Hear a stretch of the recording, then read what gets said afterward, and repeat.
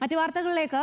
Exalogic CMRL കേസിൽ തടസ്സ ഹർജിയുമായി മാധ്യമപ്രവർത്തകൻ MR Ajayan തന്റെ വാദം കൂടി കേൾക്കണമെന്നാവശ്യപ്പെട്ടാണ് സുപ്രീം കോടതിയിൽ ഹർജി നൽകിയത്. CMRL അപ്പീൽ നൽകിയാൽ തന്റെ ഭാഗം കൂടി കേട്ടതിന് ശേഷമേ തീരുമാനമെടുക്കാവൂ എന്നാണ് ആവശ്യം. ഷബ്ന വിവരങ്ങളുമായി ചേരുകയാണ്. ഷബ്ന, ഇപ്പോൾ എന്താണ് MR അജയൻ ഇക്കാര്യത്തിൽ ഹർജിയിൽ പറയുന്നത്? സ്വാതി, ഈ ഹൈക്കോടതി ഡിവിഷൻ ബെഞ്ച് CMRLന് എതിരായുള്ള വിധി പ്രസ്താവം നടത്തിയിരുന്നു കഴിഞ്ഞ ദിവസമാണ്. അതായത് EDയുടെ അന്വേഷണം തുടരാം എന്ന രീതിയിൽ ഹൈക്കോടതിയിൽ നിന്ന് ഉത്തരവുണ്ടായി. ഇതിന്റെ അടിസ്ഥാനത്തിൽ ED നടപടികളുമായി മുന്നോട്ട് പോകുന്നു.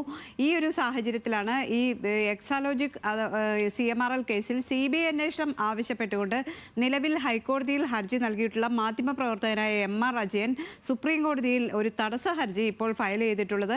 കാരണം ഏത് CMRL എന്തായാലും ഈ EDയുടെ നടപടിക്കെതിരെ സുപ്രീം കോടതിയെ സമീപിക്കുമെന്ന് ഏകദേശം ഉറപ്പാണ്. കാരണം ഹൈക്കോടതിയുടെ സിംഗിൾ ബെഞ്ച് ഇത്തരത്തിലൊരു ED അന്വേഷണം തടയണം എന്ന ആവശ്യം തള്ളിയപ്പോൾ ഡിവിഷൻ ബെഞ്ചിനെ സമീപിച്ചു. ഡിവിഷൻ ബെഞ്ച് തള്ളിയപ്പോൾ സുപ്രീം കോടതിയെ സമീപിക്കാനുള്ള സാധ്യതയുണ്ട്.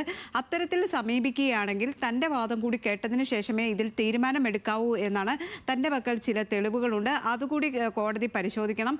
ഹൈക്കോടതിയിൽ ഇത്തരത്തിലൊരു ഹർജി, അതായത് CBI അന്വേഷണം ആവശ്യപ്പെട്ടിട്ടുള്ള ഹർജി താൻ നൽകിയിട്ടുള്ള ആളാണ്.